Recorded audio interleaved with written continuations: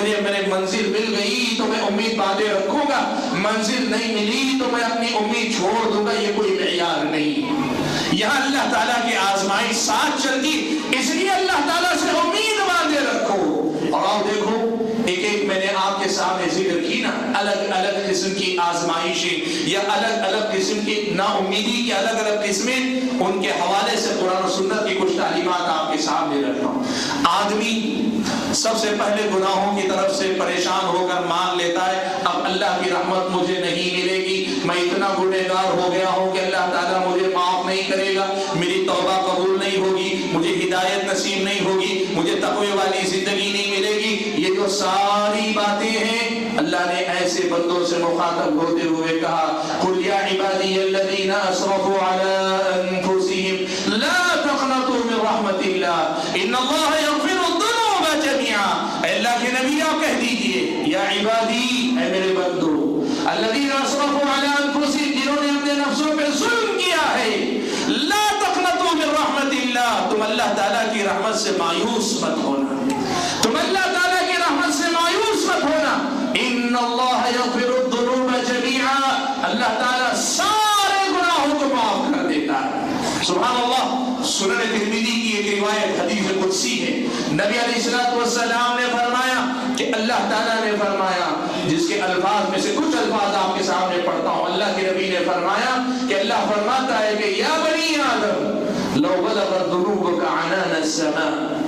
ثم اتيتني ثم لقيتني لا تشرك بي غفرت لك على ما كان منك ولا ابالي۔ اے ابراہیم کے بیٹے، تیرے گناہ اتنے زیادہ ہو گئے کہ زمین کی وسعتیں کافی نہیں ہوئی، بلندی میں چڑھ کر بادلوں تک پہنچ گئے، اتنے گناہ تیرے پاس ہیں، لیکن تم مجھ سے معافی مانگتا ہے یا معافی مانگے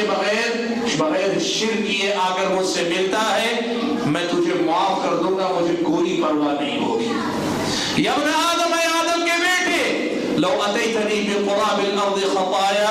اگر زمین بھر بھی گناہ لے کر آئے، لاتیتک بقرابها مغفرہ، اتنی ہی مغفرت لے کر میں تیرے پاس آؤں گا۔ اللہ کے بندوں، کبھی یہ مت سوچو کہ اللہ ہدایت نہیں دے گا، معاف نہیں کرے گا، اللہ تعالیٰ ہمیں توفیق نہیں دے گا، نہیں۔ اللہ سے امید باندھے رکھو، مانگو اللہ سے، لڑو اللہ تعالیٰ سے اپنے آپ کے لیے کہ اللہ مجھے بچا لے، میرے گناہوں کو معاف کر دے، مجھے گناہوں کی دلدل سے نکال لے، مجھے توفیق دے۔ اللہ سے لڑو، اللہ کے بندو، مایوس مت ہونا،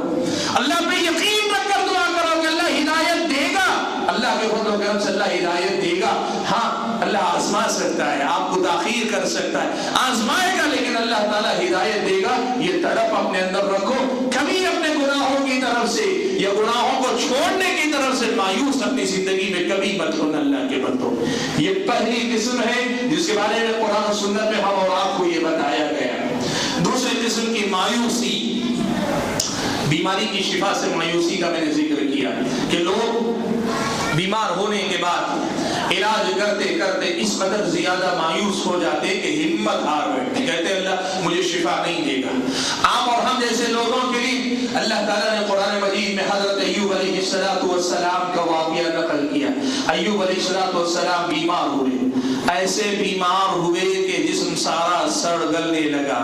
اس قدر زیادہ خطرناک بیماری کہ جسم کی بدبو کسی کو قریب آنے نہیں دیتی۔ سارے لوگوں نے، اپنوں نے، پرایوں نے، سب ساتھ چھوڑ دیا سوائے اکا دکا کے، سارے کے سارے دور ہو گئے۔ ناقابل برداشت جسم کی تکلیف، بیماری، جسم سڑ گیا، لوگ دور ہو گئے، سب ہوئے۔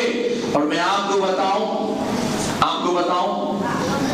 بعض حسن درجے کی روایتوں سے مفسرین نے نقل کیا حضرت ایوب علیہ السلام کی یہ کیفیت 18 سال تک رہی۔ 18 سال تک اس بیماری میں رہے، اللہ کے نبی ہیں اور 18 سال تک ایسی خطرناک بیماری میں ہیں، لیکن حضرت ایوب علیہ السلام نے کیا کیا؟ صبر کیا، اللہ سے مایوس نہیں ہوئے، شفا کی امید رکھی۔ اللہ تعالیٰ نے شفا دی کہ نہیں دی؟ اللہ تعالیٰ نے شفا دی کہ نہیں دی؟ اللہ کے فضل و کرم سے اللہ نے شفا بھی دی، پہلے جیسا یا اس سے بہتر جسم بھی عطا کیا، اور جو کچھ ان سے چھن گیا تھا بیماری کی وجہ سے اللہ تعالیٰ نے سب لوٹایا۔ امید اللہ سے باندھے رکھو، قائم رکھو، اور اللہ تعالیٰ سے امید لگائے رکھو کہ اللہ تعالیٰ شفا دے گا، آپ آپ اسی یقین کے ساتھ اپنے آپ کے علاج کی فکر کرو کہ اللہ شفا دے گا۔ یہ دنیا ہے جو کہہ دیتی ہے فلاں بیماری لا علاج ہے، فلاں مرض لا علاج ہے۔ اللہ کے بندو، اسباب کی دنیا میں لوگ کہہ سکتے ہیں ہمارے پاس اس کے علاج کے اسباب نہیں، لیکن کسی بیماری کا علاج ہے کہ نہیں یہ طے کرنا اللہ تعالیٰ کا کام ہے، بندے کا کام ہے علاج کرے، اللہ پہ یقین رکھے۔ میں نے کہا مایوسی کی ایک اور قسم ہے، دعاؤں کی قبولیت سے آدمی مایوس ہو جاتا ہے، آدمی دعاؤں کی قبولیت سے مایوس ہو جاتا ہے۔ اسلامی شریعت آپ کو اور مجھ کو یہ سکھاتی ہے کہ اللہ تعالیٰ سے دعا مانگنے کا جہاں معاملہ ہے وہاں بندے کو کبھی مایوس نہیں ہونا چاہیے، کبھی مایوس نہیں ہونا چاہیے اللہ تعالیٰ سے دعا مانگتے ہوئے۔ پیارے نبی صلی اللہ علیہ وسلم نے فرمایا یستجاب لأحدکم ما لم یعجل، تم میں سے ایک آدمی کی دعا قبول کی جائے گی، تم میں سے جو بھی دعا مانگتا ہے اس کی دعا قبول کی جائے گی جب تک کہ وہ جلد بازی نہ کرے، جلد بازی نہ کرے۔ پھر آپ صلی اللہ علیہ وسلم نے اس جلد بازی کا مطلب سمجھایا۔ آپ نے فرمایا یقول دعوت فلم یستجب لی، بندہ کہتا ہے میں نے دعا کی لیکن اللہ تعالیٰ نے میری دعا قبول نہیں کی، میں نے مانگا لیکن اللہ تعالیٰ نے مجھے نہیں دیا، میں نے دعا کی اللہ نے میری دعا قبول نہیں کی۔ کہا یہ جلد بازی ہے، تم میں سے ایک آدمی جب تک دعا کرتا رہے گا اللہ قبول کرتا رہے گا۔ اور کیسے قبول کرے گا؟ اس کی وضاحت اللہ کے نبی صلی اللہ علیہ وسلم کی دوسری حدیث سے ہوتی ہے۔ آپ صلی اللہ علیہ وسلم نے فرمایا کہ بندہ مومن جب اللہ تعالیٰ سے دعا کرتا ہے جس دعا میں قطع رحمی یا گناہ کی بات نہ ہو، یعنی رشتوں کو توڑنے والی یا گناہ کی کوئی بات نہ ہو، تو اللہ تعالیٰ ایسے بندے مومن کو تین میں سے ایک چیز ضرور دیتا ہے، یعنی اللہ تعالیٰ اس کی دعا تین میں سے کسی ایک طریقے سے ضرور قبول کرتا ہے۔ پہلا طریقہ نبی علیہ السلام نے فرمایا بندہ جو مانگ رہا ہے اللہ وہی دے دے، یہ دعا قبول ہوتی ہے بندے کی، اللہ دیتا ہے۔ اور دیکھو ہماری زندگی میں ہم کتنا کچھ مانگتے ہیں، اللہ دیتا ہے ہم اور آپ، ہم ناشکرے نہیں ہو سکتے، یہ کہیں کبھی اللہ نے میری کچھ نہیں سنی، ایسا نہیں، اللہ بہت دیتا ہے، بہت قبول کرتا ہے ہماری دعائیں۔ لیکن جو سمجھنے کی بات یہ ہے وہ یہ کہ ہم میں کے بہت سارے لوگ یہ سمجھتے ہیں کہ ہم نے جو مانگا وہ ملا تو دعا قبول ہوئی، ہم نے جو مانگا وہی ملے تو دعا قبول ہوئی، ہم نے جو مانگا وہ نہیں ملا تو ہماری دعا رد ہو گئی۔ سنو اللہ کے نبی نے فرمایا کہ نہیں، تمہاری دعا تین میں سے ایک طرح سے ضرور قبول ہوگی، ایک تو یہ کہ جو مانگا وہ دے دیا جائے، اور دوسرا یہ کہ ہم اور آپ نے جو مانگا اللہ وہ نہ دے،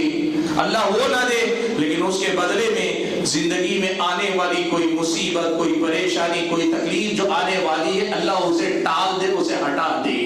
اسے روک دے۔ یعنی ہم نے دعا کی، جو ہم نے مانگا وہ نہیں ملا، لیکن کوئی مصیبت، کوئی تکلیف، کوئی بیماری، کوئی پریشانی، کوئی آزمائش آنے والی تھی، اللہ نے اس دعا کی برکت سے اس آزمائش کو ہماری زندگی سے دور کر دیا۔ یہ ایسی قبولیت ہے یا قبولیت کا ایک ایسا طریقہ ہے جو ہمیں نظر میں نہیں آتا، اس لیے ہمیں پتہ بھی نہیں چلتا، ورنہ پتہ نہیں ہماری دعاؤں سے کتنی بلائیں ہم سے ٹل گئی ہوں گی۔ اور تیسری بات اللہ کے نبی نے فرمائی یہ بھی نہیں وہ بھی نہیں، تو اللہ تعالیٰ اس دعا کو اٹھا کے رکھتا ہے، ذخیرہ کر کے رکھتا ہے، اور بندہ جب اس سے کہیں زیادہ جب محتاج ہوتا ہے، اس سے کہیں زیادہ محتاج ہوتا ہے، یہ جو دنیا میں مانگ رہا ہے اس سے زیادہ جب ضرورت مند ہوتا ہے، حاجت مند ہوتا ہے، اس موقع پر اللہ تبارک و تعالیٰ اس دعا کو لا کر انسان کو لوٹاتا ہے، یعنی روز قیامت اللہ تعالیٰ بندے کی اس دعا کا بدلہ عطا کرتا ہے۔ جب دو آخرت میں دنیا کی ضرورتوں سے بڑی آخرت کی آخرت ضرورت بن جاتی ہے تب اللہ تعالیٰ عطا کرتا ہے۔ صحابہ نے جب یہ سنا، اللہ کے نبی صلی اللہ علیہ وسلم کی یہ بات سنی تو صحابہ نے کہا اذا نکثر یا رسول اللہ، اللہ کے رسول اگر ایسا ہے تو تب ہم خوب دعا کریں گے، ہم بہت زیادہ دعا کریں گے، خوب دعا کریں گے، بار بار دعا کریں گے۔ اللہ کے نبی نے فرمایا فاللہ اکثر، کہا مانگو کتنا مانگتے ہو، جتنا تم مانگ سکتے ہو اللہ اس سے کہیں زیادہ دینے والا ہے۔ سبحان اللہ۔ بھائیو اسی لیے دعائیں کرتے ہوئے کبھی مایوس مت ہونا، دعائیں کرتے ہوئے کبھی مایوس مت ہونا، یہ یاد رکھنا کہ اللہ تبارک و تعالیٰ ضرور، اللہ تعالیٰ نا امید رکھنے والوں کو اللہ تعالیٰ کسی نہ کسی طریقے سے نوازتا ہے، یہ اللہ تبارک و تعالیٰ کی بہت بڑی سنت ہے۔ اور ایک بات بڑی اہم آپ کے سامنے اور رکھنا چاہتا ہوں، ان معاملات سے ہٹ کر بھی زندگی کے جو معمولات ہیں نا، یہ جو دنیا کے اونچ نیچ آپ جانتے ہو سال آتا ہے کبھی گراوٹ آتی ہے، زندگی میں بھی کبھی خوشیاں کبھی غم آتے جاتے ہیں، اور انسان کے گھریلو زندگی، انفرادی زندگی، صحت میں بھی کبھی آدمی صحت مند کبھی بیمار، یہ ساری چیزیں زندگی کا حصہ ہیں، لیکن اس میں میری اور آپ کی اس امید اور نا امیدی کا امتحان مسلسل چل رہا ہے، مسلسل ہم امتحان دے رہے ہیں اللہ کے بندو، اور اگر یہ بات سمجھ سکو تو سمجھو ہم اور آپ یہ امتحان مسلسل دے رہے ہیں، اگر نا امید ہو رہے ہیں تو ہم امتحان میں ناکام ہو رہے ہیں، امید نہیں چھوڑ رہے ہیں تو اللہ تعالیٰ کے پاس ہم کامیاب ہو رہے ہیں۔ اسی لیے ایک آخری بڑی اہم بات آپ کے سامنے میں ذکر کر دوں، بڑی اہم ایک بات آپ کے سامنے میں ذکر کر دوں، اس بات کو یاد رکھیے گا ہمیشہ کے لیے، وہ کیا ہے؟ کئی بار ایسا ہوتا ہے کہ آدمی صحیح سبب اختیار کر رہا ہے، صحیح کوشش کر رہا ہے، امید باندھے بھی ہے، مایوس نہیں ہو رہا ہے، اللہ سے امید باندھے ہی دنیا سے نکل جاتا ہے، اسے اپنی منزل نہیں ملتی۔ ایسا بھی ہو سکتا ہے کیا؟ ہاں ہوتا ہے، ایسا بھی ہوتا ہے، بیمار شفا کی امید لگائے دنیا سے چلا جاتا ہے، کاروبار میں محنت کرنے والا کسی دن اچھے کاروبار کا مالک بننے کی امید لگائے دنیا سے چلا جاتا ہے، اپنے بچوں کی تربیت کرتے فکر کرتے ماں یا باپ دنیا سے اچانک چلا جاتا ہے۔ ایسا ہوتا ہے کہ امید لگائے ہوئے لیکن پھر بھی منزل ہاتھ نہیں آ رہی، ایسا ہوتا ہے کیا؟ ہاں ہوتا ہے، لیکن ایک بڑی اہم بات یاد رکھنا، دنیا سے جانے والے میں ایک وہ آدمی، یعنی وہ آدمی جن کی امید پوری نہیں ہوئی اور دنیا سے چلے گئے، دو قسم کے لوگ، ایک وہ ہے جو امید ہار گیا اور دنیا سے چلا گیا، اسے کچھ حاصل نہیں ہوا، اور دوسرا وہ ہے جو اللہ سے امید باندھے رہا، اسے بھی کچھ حاصل نہیں ہوا، دنیا سے چلا گیا۔ دونوں برابر نہیں اللہ کی طرف، یہ دونوں برابر نہیں، یعنی دونوں کو ملا کچھ نہیں، ایک نے امید چھوڑ دی اور دوسرے امید باندھے رکھی، دونوں کو ملا کچھ نہیں، دونوں دنیا سے گئے، لیکن دونوں برابر نہیں گئے۔ فرق یہ ہوا جو امید باندھے ہوئے اس دنیا سے گیا، وہ اللہ کی عبادت کرتے دنیا سے رخصت ہوا، اس لیے کہ امید باندھے رکھنا بڑی عبادت ہے، رجا عبادت ہے۔ وہ جو ہمت ہار گیا، امید چھوڑ کر دنیا سے گیا، وہ دنیا سے بھی گیا اور آخرت سے بھی گیا، اور وہ جو امید باندھے اس دنیا سے گیا، وہ دنیا سے گیا لیکن آخرت سے نہیں گیا۔ اللہ کے بندو، دنیا، پہلے آدمی کی دنیا بھی گئی کہ اسے کچھ ملا نہیں، اور آخرت بھی گئی کہ اللہ سے مایوس ہو کر اللہ کے پاس گیا، اور دوسرا وہ جسے کچھ ملا نہیں لیکن وہ اللہ سے امید باندھ کر گیا، اس کے ہاتھ سے دنیا گئی لیکن اس کے ہاتھ سے آخرت نہیں گئی، وہ اللہ سے امید باندھے ہوئے اس دنیا سے گیا ہے۔ اللہ کے بندو، اسی لیے زندگی میں کبھی اللہ تبارک و تعالیٰ سے مایوس مت ہونا، زندگی میں اللہ تعالیٰ کی طرف سے مایوس مت ہونا۔ اسی لیے آپ دیکھو سورہ نساء میں اللہ تعالیٰ نے مشرکین اور مسلمانوں کا ایک فرق بتایا، جنگ میں دونوں طرف کے لوگ زخمی ہوتے ہیں، دونوں طرف کے لوگوں کو تکلیف ہوتی ہے، اللہ تعالیٰ نے قرآن کی آیت نازل کرتے ہوئے فرمایا ان تکونوا تعلمون فانہم یعلمون کما تعلمون، اگر آج تم کو تکلیف ہو رہی ہے تو یہ جان لو کہ ان کو بھی تکلیف ہو رہی ہے، زخمی تم ہو تو زخمی وہ بھی ہوئے ہیں، مار تمہیں پڑی ہے تو مار انہیں بھی پڑی ہے، تو اس لیے اپنی تکلیف کو ان کی تکلیف سے بڑی مت سمجھنا، لیکن فرق اگر دیکھنا ہو تو یہ دیکھنا وَتَرْجُونَ مِنَ اللَّهِ مَا لَا يَرْجُونَ، اللہ سے تمہاری وہ امیدیں وابستہ ہیں جو ان کافروں کے دلوں میں نہیں، یہ فرق ہے تم میں اور ان میں، وہ اللہ سے کوئی امید نہیں رکھتے، وہ زخمی ہوئے لیکن ان کو اجر و ثواب کی کوئی امید نہیں ہے، وہ اللہ تعالیٰ سے کسی قسم کے ثواب کی کوئی امید نہیں رکھتے، اور تمہارا مسئلہ یہ ہے کہ تم تکلیف میں ہو لیکن اللہ تعالیٰ سے امید باندھے رکھو، یہ فرق ہے تم میں اور کافروں کے اندر۔ اللہ تعالیٰ نے آیت کریمہ نازل کر کے یہ فرق سمجھا، اسی لیے بھائیوں جو بات میں آپ کے سامنے کہنا چاہ رہا تھا، جو پیغام دینا چاہ رہا ہوں وہ یہ کہ نا امیدی اور مایوسی کو اپنی زندگی میں جگہ نہ دو۔ دیکھو حالات چاہے جتنے مخالف ہو جائیں، آپ کی انفرادی زندگی میں، آپ کی گھریلو زندگی میں، آپ کے اپنے کاروبار میں، یا آپ کے اپنے قوم و ملت کے مسائل میں، حالات چاہے جیسے ہو جائیں، امید مت چھوڑنا۔ دیکھو اللہ کے نبی صلی اللہ علیہ وسلم کی زندگی میں بڑے واقعات ہیں، صرف ایک واقعہ بلکہ دو واقعات کی طرف اشارہ کر دو۔ ایک تو یہ کہ طائف میں لوگ پتھر مار مار کے اللہ کے نبی کو بھگا رہے ہیں، آپ نے سنا ہے واقعہ بار بار، فرشتہ آ کر کہتا ہے اللہ کے نبی اگر آپ اجازت دیں ان دو اخشبین، دو پہاڑوں کے درمیان اس قوم کو پیس کے رکھ دوں گا، جس قوم نے پتھر مار مار کے اواشوں بدماشوں کو آپ کے پیچھے لگا کر آپ کو بھیجا ہے، باہر نکالا ہے، وہ قوم اللہ فرشتہ آ کر کہتا ہے کہ ان کو میں 2 پتھروں 2 پہاڑوں کے درمیان پیس کے رکھ دوں؟ اللہ کے نبی کیا کہتے ہیں کہ نہیں، مجھے امید ہے کہ اگر یہ نہیں تو ان کی اگلی نسل ضرور اسلام قبول کرے گی۔ 10 سال کا فرق نہیں، ہجرت کے بعد یا طائف کے واقعے کے بعد لگ بھگ 10 سال کا فرق آپ دیکھ لیجئے، نبی کی امید پوری ہوتی ہے، قبیلہ حوازن اور ثقیف کے لوگ مسلمان ہو کر اللہ کے نبی کے پاس آ جاتے ہیں۔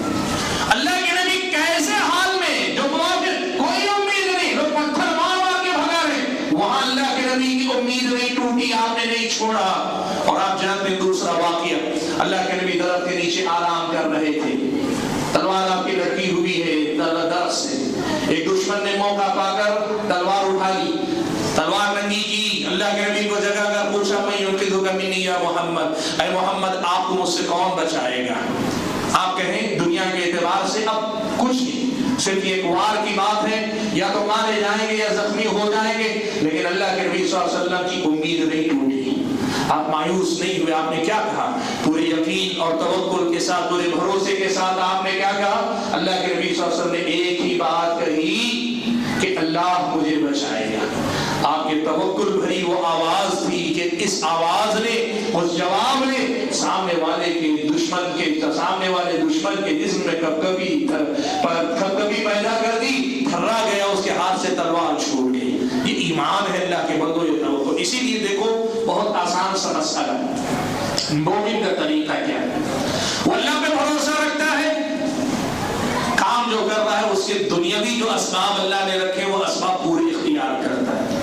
اور کوشش محنت کرتا رہتا ہے، اللہ سے امید باندھے رہتا ہے۔ یہی ہمارے ہاتھ میں ہے۔ ان سب کے بعد اللہ نوازتا ہے، الحمدللہ، اور ان سب کے بعد بھی اللہ نہیں نوازتا، ناکام نہیں کرتا، ناکام کرتا ہے، ہم پھر بھی ڈٹے رہیں گے، اللہ سے مایوس نہیں ہوگے۔ یہی ہم کو سمجھنا چاہیے، توکل اللہ پہ رکھو، اسباب صحیح اختیار کرو، محنت کرو، اور اس کے بعد اللہ دیتا ہے شکر گزار رہو، نہیں دیتا ہے پھر سے کوشش کرو، لیکن مایوس کبھی مت ہو۔ یہی پیغام میں آپ حضرات اور خواتین کو دینا چاہتا ہوں۔ اللہ تعالیٰ سے دعا کیجیے کہ اللہ تعالیٰ مجھے، آپ سبھی حضرات اور خواتین کو، جو باتیں میں نے کہی آپ نے سنی، ہم سب کو کہنے اور سننے سے زیادہ